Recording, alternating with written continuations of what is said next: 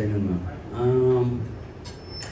Ako actually lately lang akong natutong magkape talaga.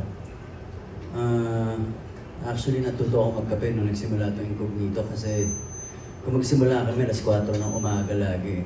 Talagang buhay sundalo. Pagka ganun hindi ako sanay nung una na matulog ng maaga, syempre, at gumising din ng maaga.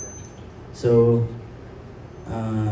dahil ang mga kasama ko, lalo si Tito Ian, yun talaga talagang kapag coffee person yun Tinuruan niya ako magkape sa umaga and then nakakuha ako ng pagkagising, kape at nakakuha ka talagang energy Pero kasabihin na siyempre tubig din ng tubig dahil hindi ko kita masobrahan diba? So, doon ako natuto and eventually ito, tuloy-tuloy ng intake. And yes, ako, mocha ang kape ko lagi. Yeah, or classic Americano.